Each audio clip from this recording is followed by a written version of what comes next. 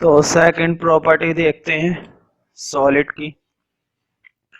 तो देखो सॉलिड जो होते हैं, तुमने कभी देखा है सॉलिड? मान लो तुम्हारे पास एक मजबूत ईंट है, ब्रिक है, और तुम अपनी ताकत आजमाना चाहते हो। तुम कमाल, तुम्हारे दिमाग में कुछ ना कुछ नई तरीके की बातें रहती है, तुम अपनी ताकत आजमाना चाहते हो। तुमने दोस्त को स्टाइल मारने के चक्कर में ईंट ली और तुमने उससे कहा देख मैं इसको ईंट को पिचका के रख दूंगा, मोड़ के रख दूंगा। मुझे बताओ क्या तुम ऐसा कर पाओगे? चलो ईंट तो काफी हल्की चीज हो गई, हम और बड़े लेवल पर काम करते हैं। तुमने दोस्त को जादू दिखाने के चक्कर में लोहे का इतना बड़ा टुकड़ा लिया, लोहे का सॉलिड, ठीक है, इतना बिगर, इतना बड़ा था, मान लो इस साइज का था, लोहे का इतना बड़ा पीस लिया और दोस्त को दिखाया देख मैं इसको यूं ही मोड़ दूंगा, मेरी ताकत का एक छोटा सा नमूना देख। तो क्या तुम मोड़ पाओगे? नहीं। सॉलिड, ध्यान रखना, सॉलिड के अंदर हमेशा क्या होती है? रिजिडिटी। अभी मैं इसका मतलब बताता हूं। सॉलिड हमेशा क्या होते हैं? रिजिड होते हैं, कभी भी उनके अंदर फ्लेक्सिबिलिटी नहीं होती है। वो बात अलग है, कुछ सॉलिड्स होते हैं जिनके अंदर फ्लेक्सिबिलिटी होती है, मैं उनको भी डिस्कस करूंगा। लेकिन मेनली सॉलिड के अंदर क्या पाई जाती है? रिजिडिटी, मतलब सॉलिड्स कभी भी फ्लेक्सिबल नहीं होते। अब देखो ये प्लास्टिक है, मार्कर जो है प्लास्टिक का बना हुआ है, अगर मैं ताकत आजमाना चाहूंगा तो ज्यादा ताकत करने पर ये मुड़ जाएगा ना। जैसे तुम लोगों के हाथ में प्लास्टिक के पेन होते हैं, 2 रुपए वाले, 3 रुपए वाले, उनको ऐसे ताकत लगाने पर मोड़े तो वो मुड़ सकते हैं। तो उनके अंदर क्या होती है? फ्लेक्सिबिलिटी होती है। लेकिन जो प्योर सॉलिड होते हैं और जो ठोस होते हैं, वो सॉलिड कैसे होते हैं? रिजिड। रिजिड का मतलब है नॉट फ्लेक्सिबल, मतलब फ्लेक्सिबल नहीं होते, रिजिड होते हैं। ठीक है, जैसे कि ईंट, ईंट पर दबाव डालोगे तो क्या ईंट क्या पिचकेगी? नहीं। लोहे पर दबाव डालोगे तो क्या लोहा पिचकेगा? नहीं। ठीक है, और अगर बहुत ही ज्यादा हैमर करते हो, हथौड़ा उस पर मारते हो, लोहे के टुकड़े पर हथौड़े से बीट करते हो जोर जोर से, तो बहुत ही ना के बराबर उस पर दबाव आएगा। आएगा तो सही, मैं ये बात मानता हूँ, दबाव आएगा। जब तुम 100 बार हथौड़ा मारोगे उस पर तो क्या दबाव ही नहीं आएगा? दबाव तो आएगा, लेकिन ना के बराबर। और ये देखो कि तुम्हें कितनी मेहनत करनी पड़ेगी उस पर दबाव डालने के लिए, है ना। सॉलिड पर अगर तुम्हें दबाव डालना है तो उसके लिए तुम्हें कितना एक्सटर्नल फोर्स लगाना पड़ता है। एक्सटर्नल क्या लगानी पड़ती है? ताकत लगानी पड़ती है। फोर्स का मतलब होता है ताकत। ठीक है, तो अक्सर हमें ऐसा करना पड़ जाता है अगर हमें सॉलिड को प्रेशराइज करना है। ठीक है, तो खैर दूसरी प्रॉपर्टी यही है कि जो सॉलिड्स होते हैं वो रिजिड होते हैं। लेकिन अब मैं कुछ और एग्जांपल्स की बात करता हूँ। पेपर में पूछा गया है कि सॉलिड रिजिड होते हैं तो क्या जो स्पॉन्ज होता है, स्पॉन्ज देखा है ना, स्पॉन्ज तुमने देखा होगा, फोम होती है ना जो सोफे वगैरह में भरी भी होती है, गद्दे में भरी भी होती है, फोम, ठीक है, जिसको हम बोलते हैं स्पॉन्ज। तो मुझे बताओ स्पॉन्ज को जब बिल्कुल मुट्ठी बना के ऐसे यूं पिचका लेते हैं हाथ में तो पिचक जाएगी ना। लेकिन जैसे छोड़ोगे, छोड़ते के साथ ही वो अपनी ही शेप में आ जाती है। मान लो तुम्हारे पास एक स्पॉन्ज का पीस था इतना बड़ा, ठीक है, तुमने इसको गुड़मुड़ करके ऐसे पिचका दिया, बहुत ताकत के साथ इसको बंद करके रख रखा है मुट्ठी में, ऐसी कर रखी है उसकी पुड़िया सी, ठीक है। लेकिन जैसे तुम उसे खोलकर वापस टेबल पे रखोगे, क्या उसकी एक्चुअल पोजीशन वापस ये हो जाएगी ना? होगी या नहीं होगी? होगी ना। हर किसी बच्चे को पता होगी ये बात तो, कि स्पॉन्ज को जैसे ही छोड़ा जाएगा उसकी पोजीशन ये पहुंच जाएगी। इसका मतलब ये हुआ कि क्या वो स्पॉन्ज सॉलिड है? बिल्कुल सॉलिड है वो, इस बात का ध्यान रखना।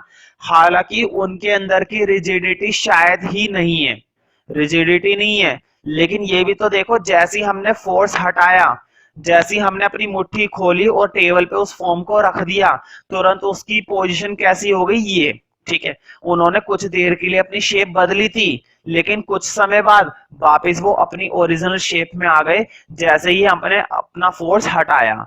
तो एक्सटर्नल फोर्स लगाने पर उसकी शेप बदली थी, वैसे तो नहीं बदली ना, वैसे नहीं बदली उसकी शेप, ठीक है। इसी तरह से जो रबर बैंड होता है, मुझे बताओ रबर बैंड को जब हम खींचते हैं, रबर बैंड देखा होगा तुमने, रबड़ होती है ना, जैसे हम खींचते हैं लंबा हो जाता है, जैसे हम छोड़ते हैं फिर से अपनी शेप में आ जाता है ना। मान लो पहले उसकी पोजीशन ये थी, लेकिन जैसे हमने खींचा उसको इतना लंबा हो गया, खींचने पर लंबा हो जाएगा, लेकिन जैसे ही उसको हम छोड़ेंगे वो तुरंत अपनी पोजीशन पे पहुंच जाएगा। इसका मतलब ये हुआ वो अपनी शेप सिर्फ इसलिए बदल रहे हैं क्योंकि हमने क्या लगाया हुआ है उन पर, फोर्स। जैसे ही तुम फोर्स हटाते हो उनकी पोजीशन कैसी हो जाती है, ओरिजिनल। तो ध्यान रखना उनको भी सॉलिड बोला जाता है, क्योंकि वहां पर शेप बदल ली सिर्फ और सिर्फ किसकी वजह से, हमारे फोर्स की वजह से, ना कि खुद से। तो सॉलिड्स रिजिड ही होते हैं। तो नंबर 2 तुम डाल सकते हो प्रॉपर्टी के अंदर। नंबर 2 में लिखो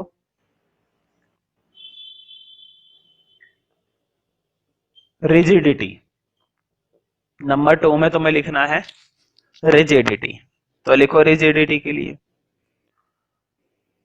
सॉलिड्स मेंटेन देयर शेप। वो अपनी शेप को क्या करके रखते हैं, मेंटेन। मेंटेन मतलब अपनी शेप को बनाए रखते हैं। बेशक तुमने कुछ देर के लिए उनकी शेप को बदल दिया, लेकिन जैसे ही तुम उस स्पॉन्ज को छोड़ते हो, उस फोम को छोड़ते हो, उसकी शेप कैसी हो जाएगी, original. Solids maintain their shape, solids maintain their shape but some solids but some solids may change their shape,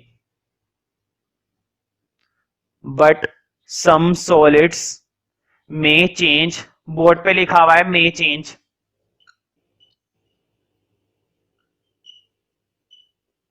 but some solids may change their shape। मतलब कुछ सॉलिड ऐसे होते हैं जो अपनी शेप बदल सकते हैं, लेकिन किसकी वजह से, ड्यू टू एक्सटर्नल फोर्स। अगर हम अपना फोर्स लगाते हैं तब। लिख लो change their shapes due to external force, due to external force. मैं बोर्ड पे लिख देता हूं external, due to external force. लिख लो for example rubber band.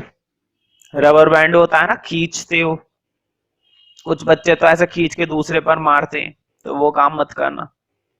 For example rubber band comma sponge, sponge की स्पेलिंग में लिख देता हूं। तो कई बार पेपर में पूछा गया है और मैं टेस्ट में भी देता हूं कि आप ये कैसे कह सकते हैं कि जो स्पॉन्ज है या फिर जो तुम्हारा रबर बैंड है वो सॉलिड होता है, ठीक है, how can you say that, ठीक है। और वो ये भी पूछ सकते हैं क्या रबर बैंड और स्पॉन्ज सॉलिड होते हैं, जबकि ये तो अपनी शेप बदल लेते हैं, क्या इन्हें सॉलिड कहा जाएगा। तो तुम्हें अपना आंसर देना है यस, बिल्कुल कहा जाएगा, क्योंकि बेशक ये अपनी शेप बदल रहे हैं, लेकिन किसकी वजह से, जो एक्सटर्नल फोर्स हमने लगाया उसकी वजह से। Rubber band, sponge etcetera.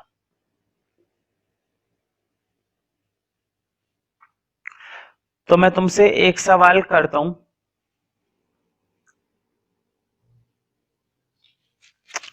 उसका जवाब मुझे देना। तुम्हें मालूम है किसी भी सब्सटेंस के वॉल्यूम का मतलब क्या होता है, नहीं पता होगा, कोई बात नहीं, ध्यान रखना मैं मैथ्स के अकॉर्डिंग बताऊंगा। वॉल्यूम को नॉर्मल शब्दों में हम कहते हैं कैपेसिटी। क्या बोलते हैं, कैपेसिटी। और अब मैं तुम्हें एग्जांपल देता हूं, ठीक है। मान लो तुम्हारे पास एक छोटा ग्लास था, चलो मैं ड्रॉ करके दिखाता हूं, ड्रॉ करने से बातें ज्यादा समझ में आती हैं। मान लो तुम्हारे पास क्या था, एक छोटा सा ग्लास था, और एक बंदे के पास एक बड़ा कंटेनर था, मान लो एक सिलेंड्रिकल शेप का कंटेनर था उसके पास, ऐसा होता है ना।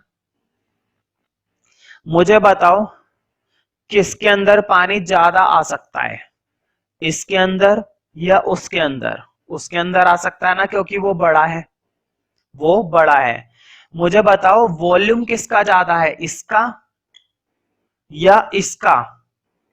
देखो ध्यान रखना, जिसकी कैपेसिटी ज्यादा होती है, जिसके अंदर किसी चीज को स्टोर करने की क्षमता, किसी चीज को रखने की क्षमता ज्यादा होती है, उसका वॉल्यूम ज्यादा होता है। और जिसके रखने की क्षमता कम होती है उसका वॉल्यूम कम होता है। मैंने भी पूछा था पानी किसके अंदर ज्यादा रख सकते हैं, इसके अंदर ना। अगर पानी इसके अंदर ज्यादा रख सकते हैं तो वॉल्यूम भी इसी का ही ज्यादा है। इसके अंदर पानी कम रख सकते हैं तो इसका वॉल्यूम कम है। अब क्वेश्चन ये है, हम ये कैसे देख रहे हैं कि इसके अंदर ज्यादा रख सकते हैं या इसके अंदर कम रख सकते हैं? तो तुम्हें दिखाई दे रहा होगा, एक नॉर्मल सी भाषा का शब्द लिखूंगा, स्पेस।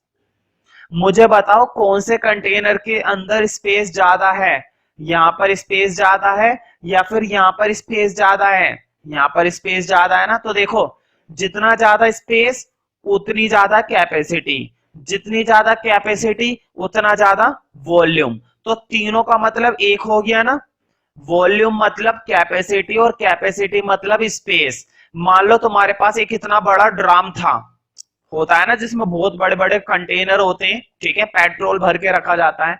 तो इतना बड़ा ड्राम था, उस ड्राम के अंदर सबसे ज्यादा स्पेस माना जाएगा ना। उस ड्राम के अंदर इन दोनों के मुकाबले सबसे ज्यादा स्पेस होगा। तो सबसे ज्यादा पानी कहाँ रख सकते हैं, वहीं पर रख सकते हैं, क्योंकि सबसे ज्यादा स्पेस वहां पर है। तो सबसे ज्यादा वॉल्यूम भी किसका होगा, उसी ड्राम का होगा। उसके अंदर सबसे ज्यादा पानी स्टोर करके रखा जा सकता है, ठीक है।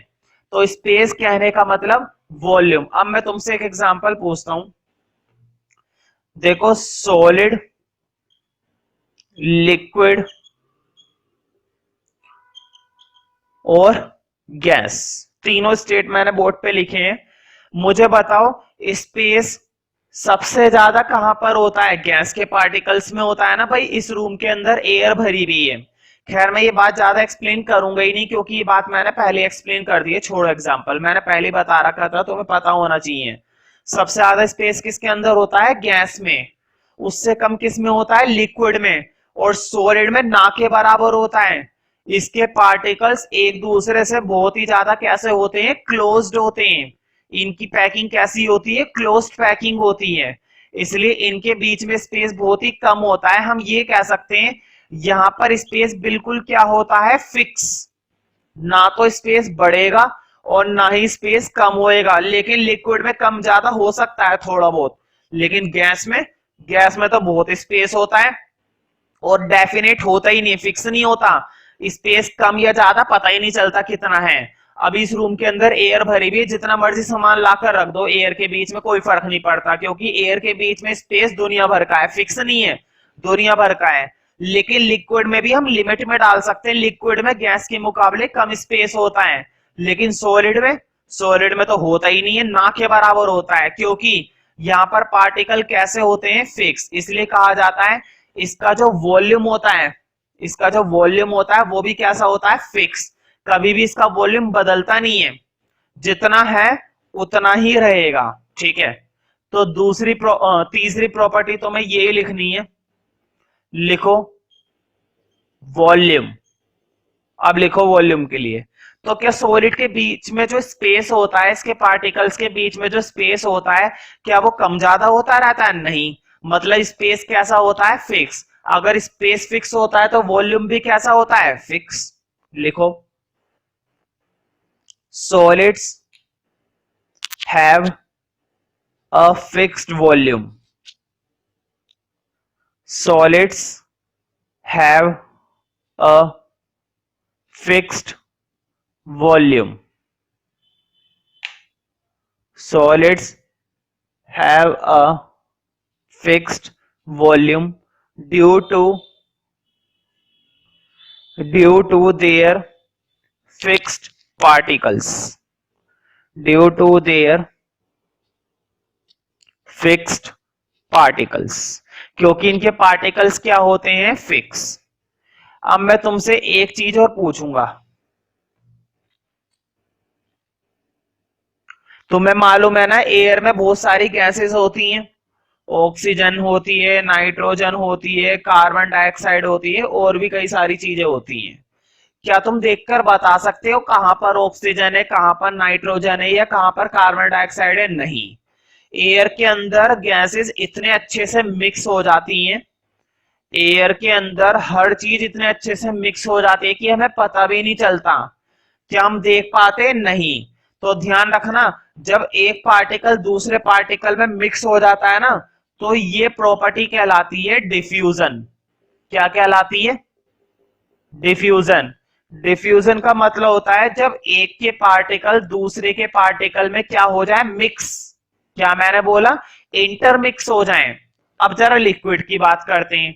लिक्विड की चलो हम बात करते हैं। बताओ, पानी के अंदर शुगर मिला दिया, है ना, पानी के अंदर चीनी मिला दी, पानी के अंदर नमक मिला दिया, पानी के अंदर मिट्टी मिला दी, बताओ मिक्स हो जाएंगे ना, घुल जाएंगे, है ना? तो यहां पर भी डिफ्यूजन हो जाता है, यहाँ पर भी डिफ्यूजन बहुत ही ज्यादा अच्छे से हो जाता है, लेकिन जितना अच्छे से गैस में हो रहा है उतना अच्छे से नहीं हो पाएगा यहाँ पर, लेकिन हो तो रहा है ना, कम से कम हो तो रहा है।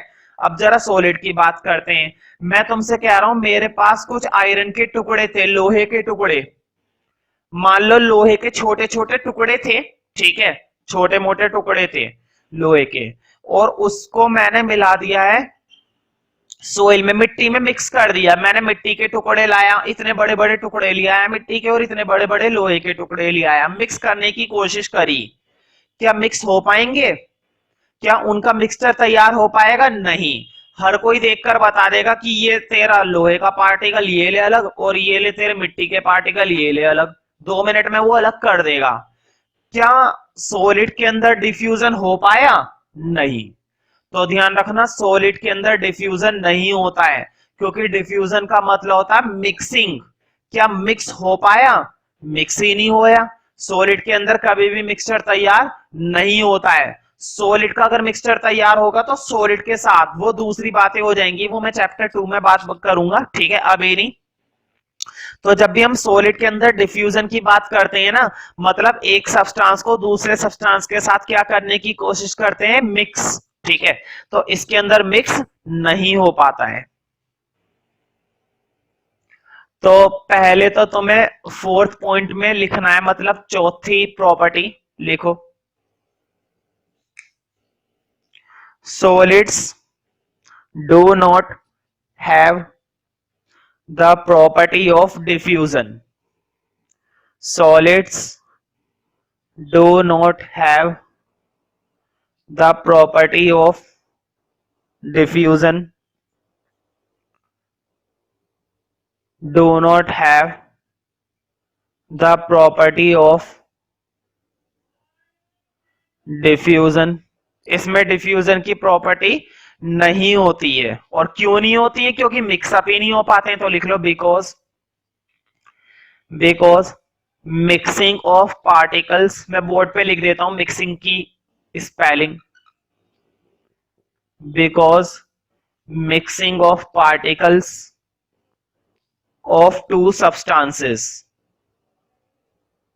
because mixing of particles of two substances, मतलब दो सब्सटेंस के अगर हम पार्टिकल मिक्स करते हैं तो क्या ये काम पॉसिबल होता है सॉलिड में? नहीं, because mixing of particles of to substances is not possible, is not possible, ठीक है। और तुम्हें मालूम है अगर मिक्स हो जाए तो ये प्रॉपर्टी क्या कहलाती है? डिफ्यूजन।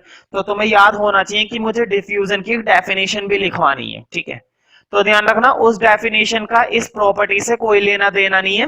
डेफिनेशन तो बस मैं इसलिए लिखवा रहा हूं, बाई चांस एक नंबर में पूछ ही जाए what do you mean by diffusion, तो तुम बता तो सकते हो कम से कम डेफिनेशन, तो बस उस बात के लिए लिख लो। तो इसलिए ये बात नोट में लिख लो, क्योंकि इसका प्रॉपर्टी से कोई लेना देना नहीं है। तो नोट के अंदर लिख लो डिफ्यूजन। अब लिखो डिफ्यूजन की डेफिनेशन। तो बेसिकली जब हम दो अलग अलग तरह के पार्टिकल को क्या करने की कोशिश करते हैं, इंटरमिक्स, मतलब आपस में क्या करने की कोशिश करते हैं, मिलाने की, उनको मिक्स करने की। तो लिखो द इंटरमिक्सिंग ऑफ पार्टिकल्स, मैं बोर्ड पे लिख देता हूं इंटरमिक्सिंग, वैसे तो काफी आसान स्पेलिंग है। The intermixing of particles of two different matter, the intermixing of particles of two different matter of two different matter, the intermixing of particles of two different matter is called diffusion, is called diffusion। तो हमने कुछ चुनिंदा properties करी हैं, ठीक है, जो तुम्हें ध्यान रखनी चाहिए, जो अक्सर पेपर में पूछी जाती हैं।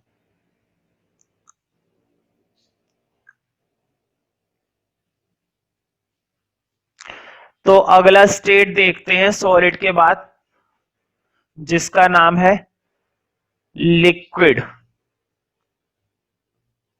सॉलिड के बाद हम बात करेंगे लिक्विड स्टेट की, ठीक है, क्योंकि लिक्विड स्टेट काफी इंपॉर्टेंट है, पेपर में कई बार पूछा गया है।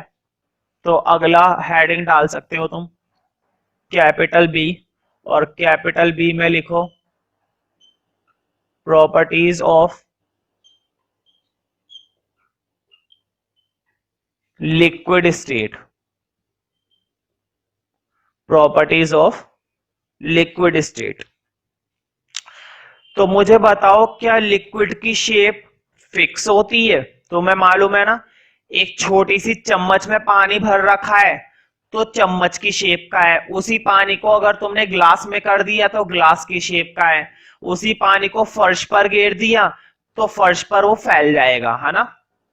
तो इसकी शेप कैसी होती है, फिक्स होती है? नहीं, फिक्स नहीं होती, बदलती रहती है बार बार, ठीक है। तो फर्स्ट प्रॉपर्टी लिखो, सीधा लिखना है, कोई हेडिंग नहीं डालना है, तो सीधा लिखो liquids do not have fixed shape, liquids do not have fixed shape, do not have fixed shape, but लेकिन इसका जो वेट होता है वो तो फिक्स होता है ना, इसका जो वेट होता है मतलब वॉल्यूम होता है वो तो फिक्स होता है। मान लो अगर चम्मच में तुम्हारे 5 ग्राम पानी था और वही पानी तुमने उसमें डाल दिया, किसमें भला, ग्लास के अंदर, तो ग्लास के अंदर क्या 10 ग्राम हो जाएगा? नहीं, वेट तो उसका उतना ही रहेगा। तो लिख लो liquids do not have fixed shape but they have a fixed volume, but they have a fixed volume, they have a fixed volume. लिख लो for example water, for example water. Number 2 लिखो, तो मुझे बताओ लिक्विड क्या rigid होते हैं? Liquid क्या फिक्स होते हैं? नहीं, लिक्विड रिजिड नहीं होते, लिक्विड के अंदर रिजिडिटी बिल्कुल भी नहीं होती। ध्यान रखना, जो रिजिडिटी मैंने लिखवाई थी ना, वो प्रॉपर्टी सिर्फ किस में आती है, सॉलिड में, बाकी और किसी स्टेट में रिजिडिटी बिल्कुल भी नहीं होती। लिक्विड्स को अगर हम दबाव डालने की कोशिश करेंगे ना, दबाव डल जाएगा, कोई दिक्कत नहीं है, पानी के अंदर यूं हाथ मारो आराम से होएगा फिक्स। रिजिड का मतलब होता है फिक्स होना। क्या लिक्विड के पार्टिकल्स फिक्स होते हैं? नहीं, आराम से हम अपने हाथ अंदर बाहर कर सकते हैं। अगर लिक्विड के पार्टिकल फिक्स होते ना तो हर बंदा पानी के अंदर स्विमिंग नहीं कर पाता, ठीक है।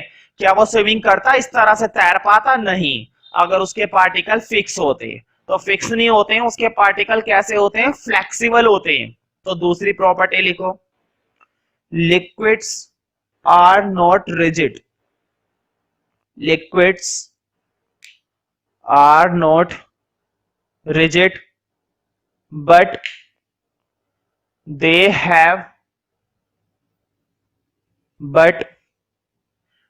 हैव अ प्रॉपर्टी, लेकिन वो बहते जरूर हैं, फ्लो जरूर करते हैं। अगर तुम उनको उस पानी को फर्श पर गिर देते हो तो बहुत आसानी से फ्लो करेंगे ना। फ्लो का मतलब है बहेंगे, मतलब मूव करना शुरू कर देंगे। क्या सॉलिड में ऐसी प्रॉपर्टी होती है? नहीं, सॉलिड में ऐसी प्रॉपर्टी नहीं होती। अगर तुम इस मार्कर को टेबल पे रखते हो तो एक ही जगह रहेगा, बहना नहीं शुरू करेगा। लेकिन इसके अंदर की जो इंक होती है, उस इंक को अगर फर्श पे गिर दोगे तो वो बहने लगेगी। मतलब इसके अंदर की इंक लिक्विड है और इसके ऊपर की बॉडी का स्ट्रक्चर सॉलिड है। Liquids are not rigid but have the property to flow. तो इसके अंदर प्रॉपर्टी होती है फ्लो होने की, फ्लो होने की मतलब बहने की। But have the property to flow. लिख लो फॉर एग्जाम्पल। बस फर्क इतना है, कोई सा लिक्विड थोड़ा तेजी से फ्लो करता है और कोई सा लिक्विड बहुत धीमी गति से फ्लो करता है। अब एग्जांपल देता हूं। मान लो तुमने फर्श पर गिरा है वाटर, फर्श पर गिरा है ऑयल, फर्श पर गिरा है ग्लिसरीन। तो अभी मैं बताता हूं ग्लिसरीन का मतलब। और फर्श पर गिरा है हनी। बताओ इन चारों चीजों में से कौन सी चीज सबसे तेजी से फ्लो करेगी? वाटर ना, पानी बहुत तेजी से फ्लो करता है। ऑयल पानी के मुकाबले धीरे धीरे फ्लो करेगा। ग्लिसरीन, ग्लिसरीन उससे भी ज्यादा धीमी गति से फ्लो करेगा, क्योंकि ग्लिसरीन जो है ऑयल के मुकाबले थोड़ा सा गाढ़ा और चिपचिपा होता है। लेकिन हनी शायद तुम्हें ऐसा लगे कि फ्लो कर ही नहीं रहा है, लेकिन उसके अंदर भी फ्लो होता है, क्योंकि वो भी क्या होता है? एक तरीके का लिक्विड। हनी भी कैसा होता है? लिक्विड होता है। तुम्हें इस बात का ध्यान रखना है, ना तो ये सॉलिड है ना ही ये गैस है, ये लिक्विड है। ठीक है, ये फ्लो करता है लेकिन वेरी स्लोली, शायद तुम्हें पता भी ना चले, और इतना अच्छा फ्लो नहीं कर पाता है जितना अच्छा फ्लो ये लोग कर पाते हैं। ठीक है, मतलब जितनी बढ़िया प्रॉपर्टी फ्लो करने की इनमें पाई जाती है उतनी इसमें नहीं होती है। तो वो बात तो अलग हो गई, किसी में कम है किसी में ज्यादा है, लेकिन है तो लिक्विड। ठीक है, तो लिख लो for example, water flow very faster. Water flow मतलब पानी बहता है बहुत तेजी से। लिख लो for example, water flow very faster. Water flow very faster as compare to oil glycerine. As compare to, board पे लिख देता हूं मैं, compare to, as compare to oil and glycerine comma honey. Oil, glycerine comma honey. तो एक ही बात है, तीनों चारों लिक्विड ही है, बट किसी में अच्छी खासी प्रॉपर्टी है फ्लो की और किसी में कम अच्छी प्रॉपर्टी है फ्लो की। ठीक है, अब बात करते हैं डिफ्यूजन की। मैंने अभी अभी बताया था डिफ्यूजन हम किसे कहते हैं। डिफ्यूजन कहने का मतलब ये होता है जब हम दो तरह के पार्टिकल को मिक्स करते हैं। मुझे बताओ, पानी के अंदर शहद घोलेंगे, घुल जाएगा। पानी के अंदर इंक घोलेंगे, घुल जाएगी। पानी के अंदर चीनी घोलेंगे, घुल जाएगी। पानी के अंदर मिट्टी घोलेंगे, घुल जाएगी। इसका मतलब लिक्विड के अंदर डिफ्यूजन की प्रॉपर्टी होती है ना। लिक्विड के अंदर डिफ्यूजन किया जा सकता है, बस फर्क इतना है कहीं पे ये डिफ्यूजन बहुत अच्छे से हो जाता है, कहीं पे डिफ्यूजन बहुत अच्छे से नहीं हो पाता। एक एग्जांपल देता हूं, पानी के अंदर ऑयल घोलने की कोशिश करोगे, घोलोगे तो सही, डिफ्यूजन तो कर जाएगा, लेकिन उतने अच्छे ढंग से नहीं जितने कि दूसरे सब्सटेंस घुल रहे थे। जैसे कि इंक घुल गई, क्योंकि तुम्हें मालूम है ऑयल घोलने की कोशिश करोगे ना पूरी तरह से घुल नहीं पाता, जब तक तुम उसे मिक्स करते रहोगे तब तक तो वो मिक्स रहेगा, लेकिन कुछ समय बाद पानी के ऊपर ऑयल की लेयर बढ़ जाएगी, वो पानी के अंदर मिक्स नहीं हो पाता। ध्यान रखना, वाटर जो है हैवी होता है ऑयल के मुकाबले, ऑयल हल्का होता है और वाटर हैवी होता है। तो ऑयल है ना पानी के ऊपर की लेयर पर तैरता रहेगा, ऐसा तुम घर में भी करके देख सकते हो। बट हाँ, डिफ्यूजन तो होता ही है, मिक्सअप जरूर हो जाएगा। तो तीसरी प्रॉपर्टी लिखो, लिखो third property, liquids have the property of diffusion. Liquids have the property of diffusion. तो लिक्विड के अंदर डिफ्यूजन पाया जाता है, और ध्यान रखना लिक्विड तो वो चीज है जो सॉलिड के अंदर भी डिफ्यूजन कर लेती है, लिक्विड तो वो चीज है जो लिक्विड के अंदर भी डिसोल्यूशन कर लेती है, और लिक्विड तो वो चीज है जो गैस के अंदर भी डिसॉल्व हो जाता है। मतलब लिक्विड एक ऐसा सब्सटेंस है जो तीनों स्टेट में डिफ्यूजन कर लेता है, सॉलिड सब्सटेंस के साथ भी कर लेगा, लिक्विड सब्सटेंस के साथ भी कर लेगा, और गैसेस सब्सटेंस के साथ भी कर सकता है। ठीक है, तो अब मैं बताऊंगा कि किस तरह से ये सॉलिड में, लिक्विड में और गैस में डिसॉल्व करता है। ठीक है, तो वो सारी बातें ना यहाँ पे नहीं लिखनी है, नोट में लिखना। अब लिखो नोट के अंदर ए पॉइंट,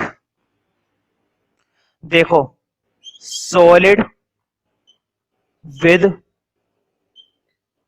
लिक्विड, मैं सॉलिड का डिफ्यूजन किसके साथ करवा रहा हूं, लिक्विड का। मुझे बताओ जो सॉल्ट होता है, शुगर होता है, मैंने बताया था ना सॉल्ट शुगर ये सब क्या होते हैं, सॉलिड होते हैं। मुझे बताओ क्या ये सॉलिड पानी में घुल जाते हैं, बिल्कुल। लेकिन ध्यान रखना जो बातें मैं बता रहा हूं केवल उनमें देखे करो, ज्यादा दिमाग मत लगाए करो। तुम सोचे हो कि आयरन भी तो सॉलिड होता है, उसे घोल के देखे तो वो नहीं घुलेगा, ये बात मैं खुद कह रहा हूं, वो नहीं घुलेगा भाई। एक्सप्लेन कर रहे हैं टॉपिक, डिबेट नहीं कर रहे हैं, बहस वाली बात नहीं कि वो क्यों नहीं घुलेगा। सबकी अपनी अपनी प्रॉपर्टीज होती हैं, शुगर और सॉल्ट घुल जाता है इसलिए मैं बता रहा हूं। ठीक है, तो मैं सॉलिड का लिक्विड के साथ बता रहा हूं, लिख लो इसका एग्जांपल, लिख लो शुगर, ऐसे लिखना शुगर एंड वाटर, है ना। शुगर क्या है हमारा, सॉलिड, और वाटर हमारा क्या है, लिक्विड। तो शुगर वाटर में घुल जाती है। एक और लिख लो एग्जांपल, एक और एग्जांपल लिख लो कॉमा लगा के, लिखो salt, salt and water, salt and water. कई बार एक नंबर में पूछा गया है डिफ्यूजन के लिए एक एग्जांपल दीजिए सॉलिड का लिक्विड के साथ। देखो डिफ्यूजन का एक एग्जांपल दीजिए सॉलिड का लिक्विड के साथ, तो तुम्हें कोई सा भी दे देना है, शुगर एंड वाटर का या फिर सॉल्ट एंड वाटर का। ठीक है, अगला लिखो बी, लिखो नोट के अंदर ही चल रहा है बी। हाँ बी पर लिखो, अब मैं एग्जांपल दे रहा हूं लिक्विड का लिक्विड में, लिख लो लिक्विड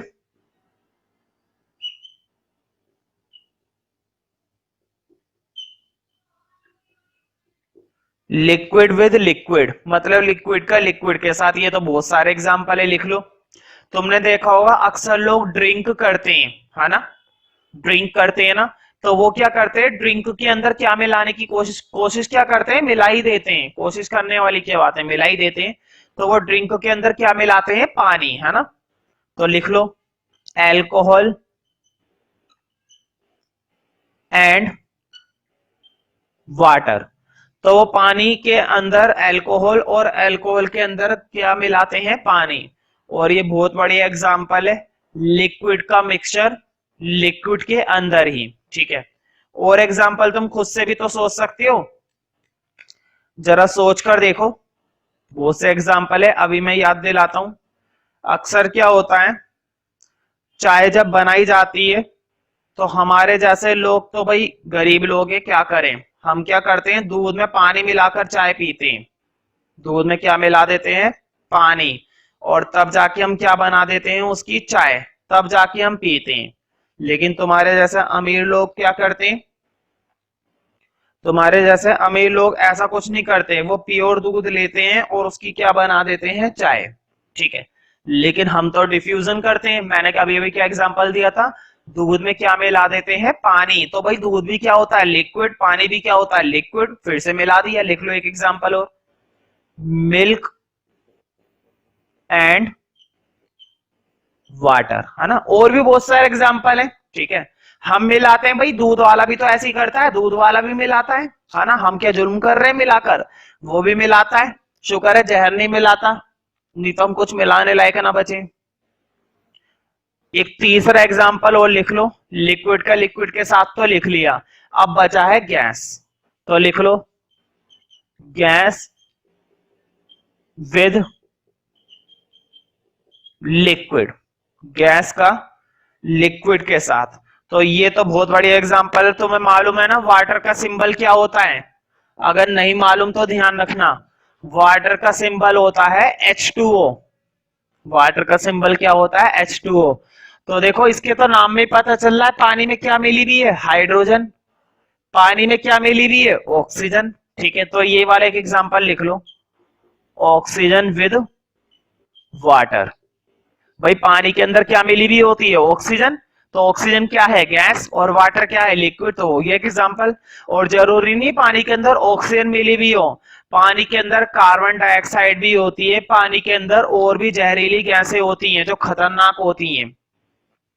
जब एसिड रेन होती है, मैं नेचुरल रिसोर्सेज में पढ़ाऊंगा, तब तुम्हें पता चलेगा कि एसिड रेन क्या होती है। तो जब एसिड रेन होती है तो बहुत से खतरनाक सब्सटेंस ऐसे होते हैं जो पानी में घुल जाते हैं, बहुत ही खतरनाक गैसेस ऐसी होती है जो पानी में घुल जाती हैं। ठीक है, तो अब देखना ये कि डिफ्यूजन होता है, अच्छी बात है, होने दो, कोई दिक्कत नहीं, हम कौन होते रोकने वाले, डिफ्यूजन होने दो। लेकिन कहां पर तेजी से होता है और कहां पर स्लोली होता है, ये है क्वेश्चन। मैं तुमसे पूछता हूं एग्जांपल, तुम्हारे पास एक कंटेनर था, वाह कितना बढ़िया बाउल मैंने तैयार करा है। एक्चुअली हमारे पास दो बाउल है, कितने बाउल है, दो। इसके अंदर भी पानी रखा हुआ है, और इसमें कौन सा हमने तुम्हारे लिए दूध रखा है, इसमें भी पानी है। तो पी मत जाना, मुझे एक्सपेरिमेंट करने दो पहले। देखो इसके अंदर मैंने क्या करा, कुछ बूंदे डाली इंक की, इंक की क्या डाली, बूंदे डाली, और चम्मच से, स्पून से मैंने उसे घोलने की कोशिश करी। क्या डिफ्यूजन हो जाएगा, बिल्कुल हो जाएगा, है ना। तुम्हें मालूम है इंक की जो बूंदे होती हैं, स्याही की जो बूंदे होती हैं, वो भी क्या होती हैं, लिक्विड ही तो होती हैं भाई, सॉलिड होती है बूंदे। कि बूंदे तोड़ तोड़ के डाल रहा हूं, नहीं ऐसा नहीं होता। क्या गैस होती है, जैसी बूंदे डाली उड़ गई, ऐसा नहीं होता। बूंदे क्या होती हैं, लिक्विड होती हैं। तो वो तुमने डाली, चम्मच से घोल दिया, मस्त घुल गया, रंग बदल चुका है।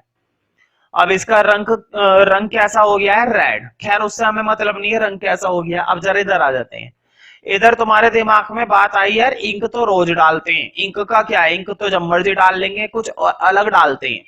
तुमने क्या करा, इसमें हनी डालने की कोशिश करी। इस बार तुमने इसके अंदर क्या डाला है, हनी, शहद, और चम्मच से घोलने की कोशिश करी। जितनी चम्मच तुमने यहां पर रोटेट करी थी ना, 2 या 3 बार, 2 बार में घुल जाएगा, वैसे 2 बार घोली तुमने, यहां पर भी 2 बार घोल के रख दिया। शायद घुला या नहीं घुला हमें नहीं पता, तुमने 2 बार रोटेट करा और चम्मच निकाल के रख दी। मुझे बताओ यहां पर डिफ्यूजन बहुत अच्छे से होगा या यहां पर डिफ्यूजन अच्छे से होगा, मतलब यहां पर बहुत अच्छे से घुल जाएगा या फिर यहां पर घुलेगा, यहां पर घुलेगा ना, यहां पर इंक पूरी तरह से घुल जाएगी। लेकिन यहां पर नहीं घुलने वाला। मैंने क्या बोला, 2 बार चम्मच घुमाइए, पूरी तरह से नहीं घुलने वाला।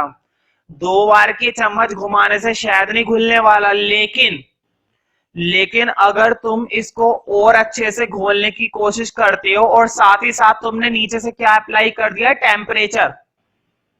मैंने यहां पर थोड़ी सी बात बदल दी, तुमने नीचे क्या लगा रखा था, स्टॉप, और तुमने नीचे से क्या अप्लाई कर दिया, टेम्परेचर। बताओ बहुत अच्छे से घुल जाएगा ना, अब बहुत अच्छे से घुल जाएगा। इसका मतलब ये हुआ कि डिफ्यूजन बहुत अच्छे से हो जाता है, यदि तुम क्या बढ़ा दो उसका टेम्परेचर, टेम्परेचर बढ़ाने से उसके अंदर क्या आ जाता है, डिफ्यूजन। लेकिन अगर यही पानी पता है कोल्ड होता, अगर यही पानी कोल्ड होता ना, बहुत ही ज्यादा चिल्ड, ठंडा, तो तुम्हें डिफ्यूजन करने में उतनी ही दिक्कत होती। अगर नहीं यकीन हो रहा तो घर पे जाकर करके देखना, एक गिलास पानी फ्रिज में से ठंडा निकालना बिल्कुल चिल्ड, और एक नॉर्मल वाटर लेना, और दोनों में चीनी घोलना और बराबर चलाते रहना, देखना किसके अंदर पहले चीनी घुलेगी। मेरा दावा है कि उस पानी में घुलेगी जो तुम्हारा नॉर्मल वाटर था, जिसका टेम्परेचर कैसा था, नॉर्मल, और उसमें देर में घुलेगी जो कोल्ड वाटर था। तो ध्यान रखना, टेम्परेचर बढ़ाने से क्या तेजी से बढ़ता है, डिफ्यूजन। ठीक है, तो कहीं पर डिफ्यूजन बहुत स्लोली होता है और कहीं पर डिफ्यूजन बहुत ही धीमी गति से, तेजी से होता है। तो इस बात के लिए भी तुम्हें क्या लिखना है, नोट, क्योंकि कई बार पेपर में आ गया है ये जो मैंने अभी एग्जांपल एक्सप्लेन करा है। तो एक नोट अलग से बना देना, उसी के अंदर मत लिखना कभी, उसी नोट के अंदर लिख दो जो अभी लिख रखा है, अलग से बनाओ। तो नोट के अंदर लिखो ए पॉइंट, फिर से लिखो, लिखो we have we have different speed, मतलब डिफ्यूजन होने की जो स्पीड होती है ना वो अलग अलग होती है। कहीं पर ये स्पीड बहुत फास्ट होती है, कहीं पर ये स्पीड बहुत ही ज्यादा स्लो होती है। We have different speed, we have different speed of diffusion, we have different speed of diffusion।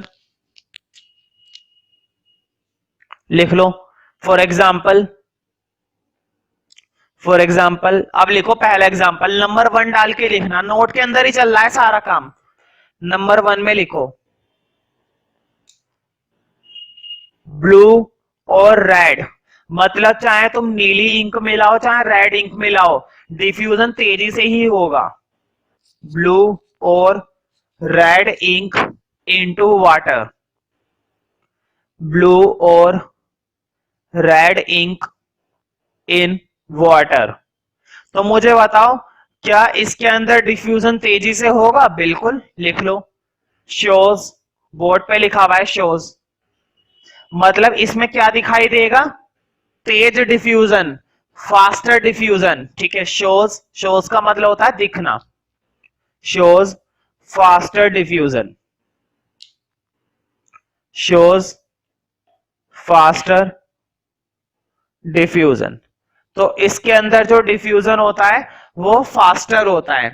अब लिखो नंबर 2, नोट के अंदर ही चल रहा है, फर्स्ट एग्जांपल के बाद नंबर 2। अब मैं एक एग्जांपल दिखा रहा हूं स्लो डिफ्यूजन का, तो लिख लो, लिखो Honey in water, Honey in water shows very slow diffusion, shows very slow diffusion। तो मुझे बताओ यहां पर डिफ्यूजन स्लोली हो रहा था, जब तुमने हनी को किस में मिलाया था, पानी में, तो डिफ्यूजन कैसा हो रहा था, स्लोली। लेकिन अगर तुम नीचे से टेम्परेचर बढ़ा दो, मतलब उसे हीट पास करो, अगर उस कंटेनर को तुम गैस पर रख दो और हीट पास करो, तो क्या वो तेजी से होगा, बिल्कुल। इसका मतलब ये हुआ टेम्परेचर बढ़ने से क्या बढ़ता है, डिफ्यूजन। ठीक है, तो इसी के अंदर लिखना है, नंबर 2 के अंदर ही चल रहा है। नंबर 2 में मैंने लिखवाया है Honey in water shows very slow diffusion, है ना, लिखो बट, इसी के अंदर चल रहा है बट, बिना फुल स्टॉप के लिखो, फुल स्टॉप नहीं लगाना, लिखो but in, but in this case, but in this case if we apply, मतलब अगर हम क्या अप्लाई करें, heat, but in this case if we apply heat board पे लिखा हुआ है heat, but in this case we apply heat, then diffusion gets faster. तो डिफ्यूजन कैसा हो जाएगा? तेज। Then diffusion gets faster, diffusion gets faster. अब लगाओ फुल स्टॉप। इसका मतलब ये हुआ कि अगर टेम्परेचर कैसा होता है? कोल्ड, तो डिफ्यूजन होता है स्लोली, और अगर टेम्परेचर हो जाता है हॉट तो डिफ्यूजन कैसा हो जाता है? फास्टर। ठीक है, इसी के अंदर लिख लो। एक काम करो, तीसरे पॉइंट बना दो, है ना, ज्यादा बड़ा हो जाएगा। तीसरा पॉइंट बना लो, सबसे बढ़िया यही रहेगा। थर्ड पॉइंट में लिखो, लिखो it means that diffusion is fast, diffusion in fast, sorry, diffusion is fast in hot। मतलब हॉट में तो डिफ्यूजन बहुत तेजी से होता है। Diffusion is fast in hot, but it is very slow, but it is very slow in cold temperature, but it is very slow, but it is very slow in cold temperature, it is very slow in cold temperature। तो temperature अगर cold होगा तो diffusion धीरे धीरे होगा। ठीक है, तो इसी के साथ हमारी लिक्विड की प्रॉपर्टीज भी खत्म हो जाती हैं। अब हम बात करेंगे गैस की।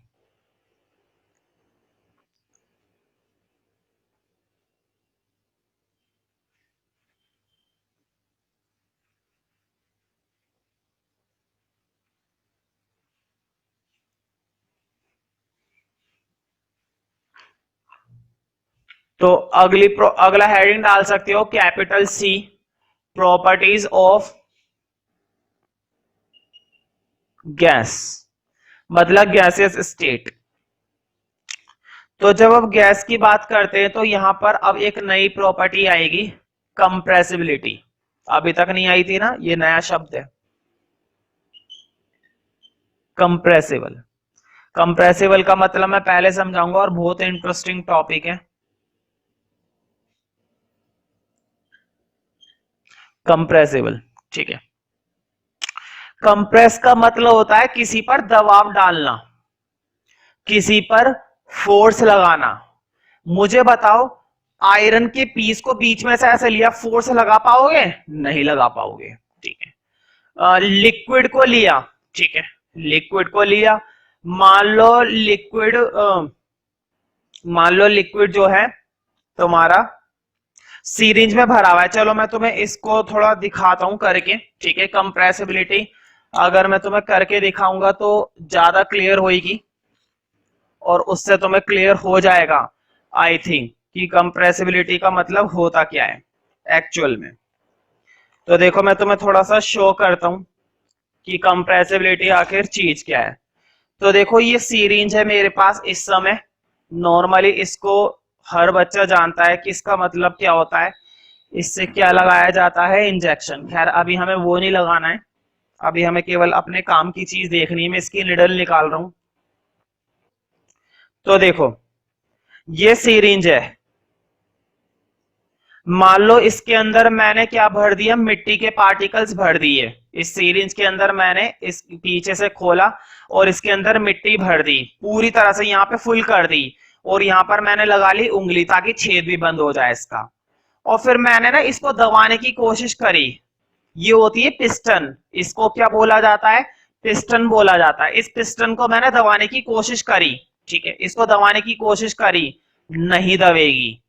अगर इसके अंदर सॉलिड पार्टिकल भरे हुए होंगे ना, जैसे कि मैंने अभी अभी क्या बोला था, मिट्टी भर दी, शुगर भर दी, सोल्ट भर दिया, ठीक है, तो इसको ऐसे दबाने की कोशिश करोगे ना, नहीं दबा जाएगा। तुम्हें यहाँ पर अपना हाथ बंद रखना है और फिर दबाना है, नहीं दबेगा। इसका मतलब ये हुआ सॉलिड बिल्कुल भी कंप्रेसिबल नहीं होते हैं। सॉलिड कैसे होते हैं? इनकंप्रेसिबल। कंप्रेसिबल का मतलब होता है जिन्हें कंप्रेस कर सके, जिन पर दबाव डाल सके। क्या दबाव डाला जाएगा सॉलिड में? नहीं। ठीक है, अब बात करते हैं लिक्विड की। देखो तुमने फिर से क्या करा, अब तो तुमने इसमें पानी भर लिया। पानी भरने के बाद थोड़ा सा दबाया, दब जाएगा। ये लगा लो इतना हो जाएगा, इतना हो जाएगा, इतना हो जाएगा आराम से। ठीक है, इतना दबा दिया जाएगा आराम से, कोई दिक्कत नहीं। लेकिन पूरा नहीं दबने वाला। जितना कंप्रेसिबल हो सकता है ना, उतना ही होगा बस। पूरा नहीं हो सकता, पूरा तो गारंटी हो ही नहीं सकता। लेकिन गैस की बात करते हैं अब, यानी कि इसका मतलब ये हुआ सॉलिड के अंदर तो कंप्रेसिबिलिटी होती ही नहीं है। लिक्विड के अंदर कंप्रेसिबिलिटी होती है बस थोड़ी बहुत, उतनी नहीं होती जितनी अब मैं किसकी बात करूंगा, गैस की। अब मुझे बताओ, इस समय इसके अंदर गैस है ना, हमेशा ध्यान रखना, जब भी कोई जगह खाली होती है तो उसके अंदर क्या होती है? एयर होती है। जब कहीं पे भी कोई सी भी जगह, चाहे वो कितनी भी बंद क्यों ना हो, जब भी खाली होगी ना, उसके अंदर एयर होगी हमेशा। ठीक है, और ये लगा लिया मैंने यहां से बंद। अब तुम खुद देखना एयर कितनी कंप्रेसिबल होती है, तुम अंदाजा लगा सकते हो। मैं यहां से बिल्कुल भी नहीं खोलने वाला, यहां से नहीं खोलने वाला, और ये कितनी दब जाएगी। अब देखो, अब देखो बस इतनी। लेकिन लिक्विड इतना कंप्रेसिबल नहीं हो पाता जितनी ये गैस हो गई है, और सॉलिड तो बिल्कुल भी नहीं हो पाती। अब तुम देख सकते हो नीचे से पिस्टन कितनी तेजी से खुलेगी अगर मैं छोड़ दूं हाथ तो। ये देखो धीरे धीरे कंप्रेस हो रहा है ना, नीचे आ रहा है वापस। मतलब एयर अपना फोर्स लगा रही है और उस पिस्टन को बाहर कर रही है। मैंने फिर से लगाया, ये देखो आराम से कंप्रेस हो गई। लेकिन एयर अब फिर से फोर्स लगाएगी, नीचे आ रहा है। ठीक है, तो एयर के अंदर कंप्रेसिबिलिटी होती है और बहुत ही ज्यादा हाई लेवल पर। और यही कारण है, तुमने गौर करा हो तो 28 किलो की गैस, 25 किलो की गैस, इतनी सारी गैस तुम्हारे एक छोटे से सिलेंडर में घर में रखी जाती है, जिसे हम नाम देते हैं एलपीजी, सीएनजी, जो घर में हम इस्तेमाल करते हैं चूल्हा के लिए, गैस जलाने के लिए, है ना। तुमने देखा होगा इतनी सारी गैस स्टोर करके कंटेनर के अंदर रखी जाती है। तुम्हें पता होगा पहले गैस वाले गुब्बारे आते थे, है ना। उसमें क्या होता था, साइकिल पर एक सिलेंडर लगा हुआ होता था और उसमें क्या भरी भी होती थी? गैस। कई बार क्वेश्चन आया है पेपर में, उस गैस का नाम बताओ जो बच्चों के उस बलून में भरी जाती है। तो ध्यान रखना, उस सिलेंडर के अंदर जो गैस रखी भी होती है वो होती है हीलियम गैस।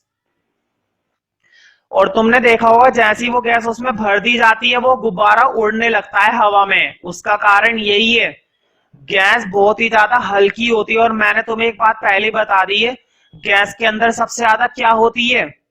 Kinetic energy. उसके अंदर इतनी ज्यादा काइनेटिक एनर्जी है कि गुब्बारे को तो वो यूं ही उड़ा देती है। और यही कारण है कि जो गैस तुम्हारे घर के सिलेंडरों में भरी जाती है ना, वो सिलेंडर इतना भारी होता है। अगर सिलेंडर का वेट थोड़ा सा भी हल्का रहा या काफी हल्का रहा तो सिलेंडर यूं ही उड़ जाएगा और फट जाएगा। गैस के अंदर इतना प्रेशर होता है कि उस सिलेंडर की वॉल्स बर्दाश्त नहीं कर पाती है। सिलेंडर की साइड की जो दीवारें होती है ना, सिलेंडर की साइड की जो लेयर होती है, वॉल होती है, उस वॉल में इतनी क्षमता नहीं होती है वो गैस का प्रेशर बर्दाश्त करे। और शायद यही कारण है कि कई बार वो सिलेंडर फट जाते हैं। मतलब लोहा भी उसकी ताकत को नहीं बर्दाश्त कर पा रहा है, गैस में तो वो ताकत है, उसके अंदर इतनी काइनेटिक एनर्जी है। तुमने देखा हो गुब्बारे को जब हम फुलाते रहते हैं, फुलाते रहते हैं, फुलाते रहते हैं, अगर ज्यादा तुमने उसके अंदर हवा भरने की कोशिश करी तो क्या गुब्बारा बर्दाश्त कर पाएगा? नहीं, फट जाएगा।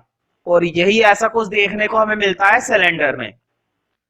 तो सिलेंडर के अंदर की जो गैस होती है वो भी काइनेटिक एनर्जी रिलीज करती है, और अगर वो जरूरत से ज्यादा प्रेशर अप्लाई करती है तो वो सिलेंडर फट सकता है। तो गैस की हम बात करेंगे इस हेडिंग के अंदर, और काफी सारी बातें मैंने तुम्हें पहले ही बता दी है जो कि काफी इंपॉर्टेंट है और आसान है। ठीक है,